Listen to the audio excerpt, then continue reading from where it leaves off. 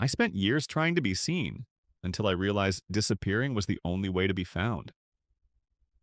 I used to try so hard to be perfect, to be liked, to matter. I'd send the first text and sit in silence. I'd grind at work and get passed over. I'd post my heart online and watch it vanish without a ripple. The more I tried, the less it worked, like chasing mist. And then one day I just stopped. I let go, not of life, but of control. No more micromanaging every moment, no more performance. That's when things began to shift, not because the world changed, but because I did. The need cracked, the pressure lifted. I could breathe again. It wasn't laziness, it was power, it was peace. You see, the obsession with doing everything right had turned me into a ghost of myself. I wasn't living, I was calculating, filtering, editing, shrinking. I once sent a text in a group chat. No one replied. My mind spiraled. Did I offend someone? Should I delete it? Should I apologize? At work, I rewrote a single email 7 times. A typo felt like disaster.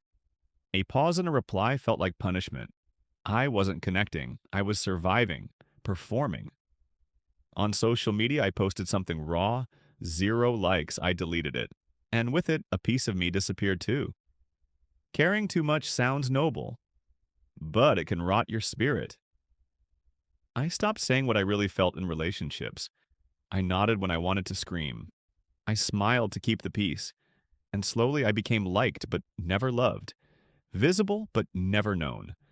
That's when I learned something brutal. When you care more about approval than truth, you stop being real. And people feel it. They don't see you. They see the tension. They see the fear. They see the mask. You laugh when things aren't funny. You agree with things you hate. You write and rewrite and still feel unsure. You're not being yourself. You're being who you think they want.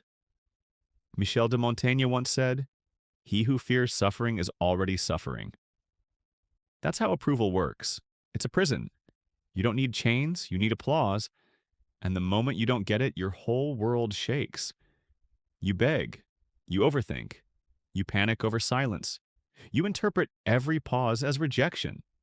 You're not living, you're scanning for signs that you exist. Eventually, I got tired.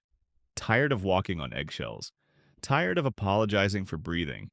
Tired of needing permission to be real. I asked myself, am I doing this because it's me? Or because I'm scared of what happens if I don't? That question saved me. Because control isn't power. It's fear wearing a suit. When you try to control everything, your image, people's reactions, outcomes, you stop living. You over-explain in texts. You rehearse conversations in your head. You analyze tone. You scan for red flags that don't even exist. You can't flow. You're frozen. You don't feel safe. You feel exhausted. And here's the twist. People sense that too. And some exploit it. They'll give you just enough attention to keep you on the hook, but never enough to feel seen. They'll string you along, and you'll thank them for crumbs. That's what chasing does. It turns you into a puppet, dancing for scraps of worth. And the worst part? You forget who you were before all the pretending. You become invisible, even to yourself. That's the cost. Anxiety, burnout, relationships that feel like auditions, and a version of you that doesn't feel human anymore. But here's the miracle. You can opt out. You can stop chasing, stop filtering, stop performing. You can post something honest and leave it there. Let it live. Let silence answer. Let awkward moments happen. Let go and watch life breathe on its own. Because when you stop needing the world's approval, the world leans in. People respect you more when you're not desperate. You become magnetic when you stop trying. You get noticed when you don't beg to be seen. Letting go is power with quiet hands. It's peace that doesn't shout. It's clarity that doesn't wait for applause. You stop clinging. You stop outsourcing your joy. You stop apologizing for your truth. And in that stillness, you finally meet yourself. That's not giving up. That's becoming real. I spent years trying to be seen, until I realized disappearing was the only way to be found. Let's be real. You can't control everything. You won't predict every twist. You won't master every moment. But the second you stop trying, something cracks open. You stop chasing. You start trusting. Not fate, not luck. Something more unshakable, yourself. You start to believe, even if this doesn't go my way, I'll be okay. I'll stay whole. That's real power. That's when the grip loosens. See, your job was never to micromanage life. Your job is to meet life with clarity, presence, integrity.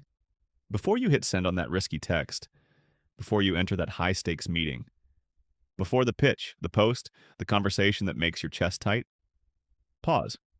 Ask, what if this doesn't go my way? Not as fear, as freedom. Could I still be okay? Could I still be me? That question is magic. It cuts through chaos. It brings supernatural clarity. You've felt this before. That one time you just didn't care. Not from spite, but from peace. And somehow, everything went better. It wasn't luck. It was psychology. When you stop clenching, your anxiety fades. When anxiety fades, clarity rises. And when clarity rises, your actions land sharper, cleaner, realer. Let's talk dating. When you chase, double text, spiral over silence, they run. But when you chill, stop performing, focus on your energy, they come to you. And if they don't, you stop caring. You stop bleeding for people who can't even hold a pulse. Either way, you win. Same thing at work. The one who isn't thirsty for attention? Usually the one who commands it. Why? Because presence is louder than performance. Confidence doesn't yell. It just is. People follow the grounded one. People trust the calm one. People remember the honest one. Even as a creator, your best work never comes when you chase trends. It comes when you tell the truth. When you create without begging to be seen, that's when it flows. That's when it hits. In business, they call it founder energy. It's that calm confidence of someone building something real without begging for validation. That energy is contagious. People want to bet on it, work with it, stay near it. And in conflict, when you stop trying to win, when you stop defending every inch of your ego, people finally hear you. You become clear instead of loud. That's the irony of letting go. You don't lose control, you lose chaos, but don't get it twisted. Letting go doesn't mean pretending not to care. It's not passive aggression. It's not emotional numbness. It's this. I care, but I don't need this to define me. That mindset shows up in small, everyday ways. You don't explain yourself to people who misunderstand you. You say no without guilt. You leave a message on read, not from rudeness, but from peace. You let someone be wrong about you without correcting them. This detachment rewires your presence. You move with intention, not fear. You stop managing outcomes. You start trusting yourself to handle whatever comes. And people feel it. You become magnetic, not because you're proving something, but because you've stopped proving anything. Think of the people you admire. It's not the ones constantly performing. It's the ones rooted, grounded, unshaken. That's the vibe of someone who's let go. And now I ask you, when was the last time you let go and things got better? Drop it in the comments. Your story might be what someone else needed to finally exhale today. Let's circle back. Michel de Montaigne wasn't a guru. He wasn't trying to go viral. He was just a man with a mirror and a pen. And he said something that still hits 400 years later. My life has been full of terrible misfortunes, most of which never happened. Read that again. How much of your stress never even happened? How many nights were lost to imaginary disasters? How many moments ruined by fake futures? That's what Montaigne saw. Not that pain isn't real, but that we suffer twice, first in reality and again in imagination. He didn't say, don't care. He said, don't believe everything your fear tells you. Let go of made-up tragedies. Come back to what's real. Because when you stop believing your worth depends on how things look, You breathe. And when you breathe, life starts working again. When fear stops driving, you make better choices. When you stop chasing applause, you connect deeper. When you release the outcome, life finally has room to show up for you. This isn't just a cute quote, it's a way to live. So here's the shift practically: how to let go without going numb. One, ask, what's the worst that could happen? Say it out loud. Most worst cases are just awkward, not fatal. Once you F, let them be. They still count.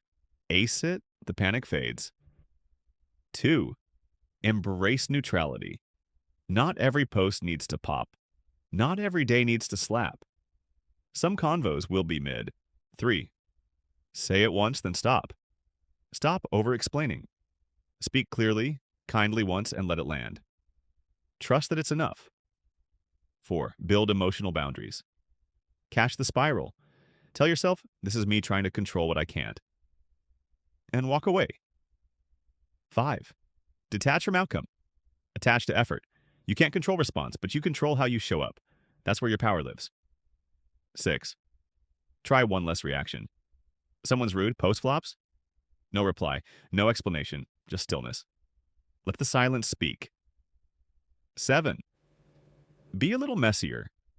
Post the imperfect idea. Send the weird text. Be honest before you're polished. Messy is real, and real is what hits.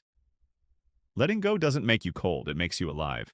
It means your worth is no longer on sale. It means you don't need applause to feel okay. It means you've stopped auditioning and started existing. And when you live like that, you create bolder. You speak cleaner, you walk lighter. This one shift, it will change everything. Your relationships, your creativity, your inner peace. So next time you feel that panic rising, that urge to grip, to fix, to over-explain, pause, ask yourself, what if I let go just a little? What if I let this be exactly what it is? Because maybe, just maybe, that's the moment where everything clicks. And if this hit home, tell us in the comments, what are you letting go of today? Your story might give someone else permission to breathe again.